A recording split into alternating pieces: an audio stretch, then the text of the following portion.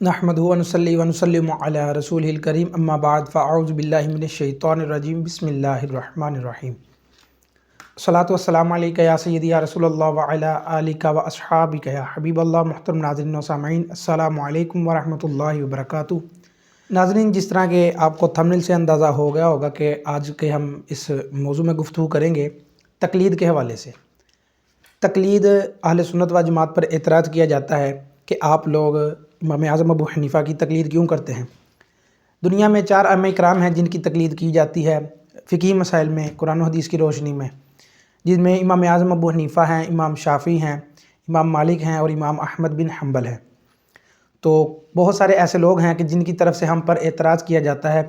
کہ یہ تقلید کرنا یہ نعوذ باللہ شرک ہے، یہ حضور علیہ السلام کے علاوہ کسی اور کی پیروی کرنا، یعنی آپ قرآن و حدیث سے مسئلے نہیں لیتے، قرآن و حدیث کو چھوڑ کر آپ امام اعظم ابو حنیفہ کی یا دیگر ائمہ کرام کی جو تقلید کرتے ہیں، جو ان کی پیروی کرتے ہیں، یہ کرنا شرک ہے، یہ کرنا جائز نہیں۔ اس طرح کے اعتراضات ہم پر ہوتے ہیں۔ تو آج کی اس ویڈیو میں ہم تقلید پر کچھ گفتگو کریں گے۔ سب سے پہلے دیکھیں، ہماری اتنی مہارت نہیں ہے کہ ہم قرآن و حدیث سے ڈائریکٹ مسئلے نکال سکیں۔ تو ائمہ کرام نے جو مسائل ہمارے لیے نکالے ہوں گے، ہم انہی پر اعتماد کریں گے، انہی پر عمل کریں گے جو انہوں نے قرآن و حدیث سے ہمارے لیے مسائل نکالے ہوں گے۔ یعنی جو بھی مسئلہ ائمہ دین میں سے کسی ایک نے بھی مسئلہ قرآن و حدیث کی روشنی میں نکالا ہوگا، ہم اس پر عمل کریں گے، اس پر اعتماد کر کے اس پر عمل کریں گے، اس کی پیروی کریں گے، تو یہ تقلید کہلاتا ہے۔ اور یہ جو تقلید ہے یہ شرعی معاملات میں بھی ہو سکتی ہے، اسی طرح دنیاوی معاملات میں بھی ہو سکتی ہے۔ شرعی معاملات میں جس طرح کہ امام اعظم ابو حنیفہ، امام شافعی اور دیگر ائمہ کی تقلید، اسی طرح دنیاوی معاملات میں دیکھا جائے تو ہم دنیاوی معاملات میں بھی بہت سارے لوگوں کی تقلید کرتے ہیں، پیروی کرتے ہیں، جس طرح کہ کسی پلمبر کی، کسی انجینئر کی پیروی یا تقلید کرنا، کسی ڈاکٹر کی کرنا، اسی طرح اور بھی جو اپنے اپنے ہنر میں جو ماہر ہیں، اپنی اپنی فیلڈ میں جو لوگ ماہر ہیں، ہم ان کی تقلید کرتے ہیں۔ ہم اس قابل نہیں یا ہمارے اندر اتنا علم نہیں، ہمارے اندر اتنی کیپیسٹی نہیں کہ ہم قرآن کریم کی کم و بیش 6666 آیات میں سے اور لاکھوں احادیثوں میں سے مسائل خود نکال سکیں۔ دیکھیں، لاکھوں احادیثیں ہیں، ہزاروں آیات ہیں قرآن کریم کی، ایک عام بندہ اٹھ کر کیسے ان لاکھوں حدیثوں سے یا قرآن کریم کی ہزاروں آیات میں سے مسائل کو اخذ کر سکتا ہے؟ یہ کام بندے کے بس کی بات نہیں، بلکہ عام عوام کے علاوہ بھی جو اہل علم لوگ ہیں ان کے لیے بھی ایک بہت مشکل کام ہے کہ وہ قرآن و حدیث سے مسائل کو اخذ کریں اور ان پر ڈائریکٹ عمل کریں۔ 4 ائمہ کرام ہیں جن کی تقلید کی جاتی ہے: امام اعظم ابو حنیفہ، امام شافعی، امام احمد بن حنبل اور امام مالک رحمہم اللہ۔ اس بات پر امت کا اجماع ہے کہ یہ چاروں ائمہ کرام مجتہدین ہیں، یہ امت کے مجتہد ائمہ کرام ہیں۔ ہم ان کی تقلید کیوں کرتے ہیں؟ دیکھیں، انہوں نے قرآن کریم پر غور کیا اور احادیثوں پر غور کیا، صحابہ کرام حضور علیہ السلام کی زندگی پر غور کیا، تو ان کی زندگی ظاہری حیات سے جو انہیں مسائل ملے ہیں، جو قرآن و حدیث کی روشنی میں انہوں نے مسائل نکالے ہیں، ان کو جمع کیا، ان کو آپس میں ان کا موازنہ کیا، اور جو مسائل ان کے مطابق قرآن و حدیث کے مطابق تھے انہیں انہوں نے کتابوں میں جمع کر کے ہمارے سامنے پیش کر دیا۔ جس طرح کہ نکاح کے مسائل ہیں، طلاق کے مسائل ہیں، اسی طرح خرید و فروخت یعنی بیع و شراء کے مسائل ہیں، اور اس کے علاوہ بہت سارے دیگر مسائل ہیں جو انہوں نے ائمہ کرام نے کتابوں میں جمع کیے قرآن و حدیث کی روشنی میں۔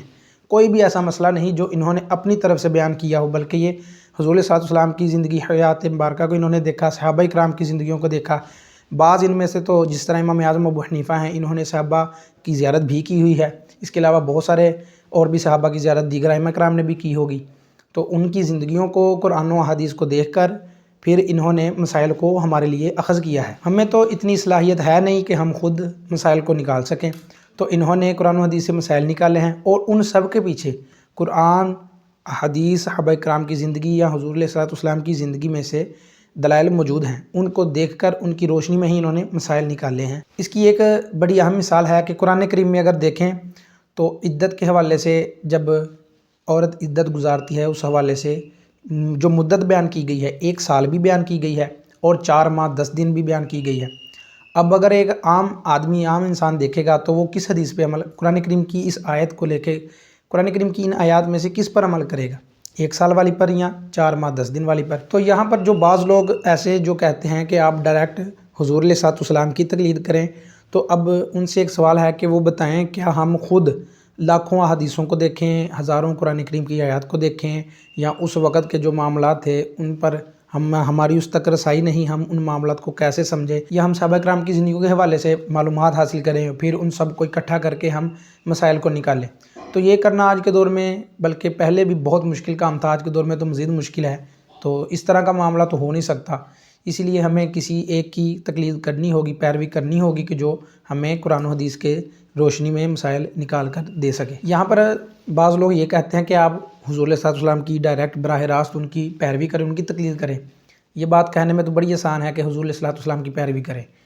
تو اس میں اگر دیکھا جائے تو آپ کا کہنا یہ ہے کہ ہم لاکھوں حدیثوں کو، ہزاروں قرآن کریم کی آیات کو رکھیں، ان کی تحقیق کریں، ان میں جو مسائل ہیں ان کو ہم خود نکال لیں، اور ان میں سے جو اپنی مرضی کے ہوں ان پر ہم عمل کر لیں، اور جو ہمیں پسند نہ ہوں یا ہماری مرضی کے مطابق نہ ہوں ہم انہیں چھوڑ دیں۔ تو اس طرح تو اگر بندے کی 50 60 بلکہ 100 سے بھی زیادہ سال کی عمر ہو، تو وہ بندہ مسائل کو نکالنے کی کوشش کرے، تب بھی اسے یہ لگے گا کہ ابھی بھی میرے اندر کچھ کمزوری رہ گئی ہے، یا ابھی بھی بہت سارے ایسے مسائل ہیں جو میں نہیں سمجھ سکا یا نہیں نکال سکا، کیونکہ لاکھوں حدیثوں میں سے مسائل کو نکالنا یہ کوئی عام سی بات نہیں ہے۔ تو اس لیے ہم پیروی کریں گے، اصل میں ہم تقلید یا پیروی ہم حضور علیہ السلام کی ہی کریں گے، لیکن ہم ان تک رسائی کے لیے کسی نہ کسی کا سہارا لیں گے، اور وہ سہارا ہم امام اعظم ابو حنیفہ کا بھی لے سکتے ہیں، وہ سہارا ہم احادیث کا بھی، کتب کا بھی لے سکتے ہیں۔ اسی طرح ایک جو ہم پر اعتراض کرنے والے ہیں، اگر ان میں سے کسی سے پوچھا جائے کہ آپ نے بھائی فلاں مسئلہ یہ کس سے سنا ہے یا کہاں پڑھا ہے، وہ کہیں گے جی ہم نے فلاں امام صاحب سے، ہمارے امام صاحب نے ہمیں بتایا ہے۔ تو یہ دیکھیں اس بندے نے بھی اس امام کی، اس بندے کی تقلید کی ہے، اس بندے نے مسائل احادیث سے دیکھ کر بتائے ہیں، تو یہ بندہ خود احادیث تک کیوں نہیں گیا؟ اس بندے نے خود جا کر لاکھوں احادیثوں کو کیوں نہیں دیکھا؟ اس بندے نے اس شخص کی بات مان لی ہے۔ اب دیکھیں سنتوں کے حوالے سے آیا ہے کہ ثنا پہلی رکعت میں بھی پڑھی جائے گی، تیسری رکعت میں بھی پڑھی جائے گی۔ اب اگر ایک عام بندہ ہوگا تو وہ پریشان ہو جائے گا کہ یہ کیسا مسئلہ ہے، ہم پہلی رکعت میں بھی ثنا پڑھیں گے، تیسری رکعت میں بھی ثنا پڑھیں گے۔ تو امام اعظم ابو حنیفہ نے اس مسئلے کو آسان کر کے بیان فرمایا، جو مؤکدہ سنتیں ہیں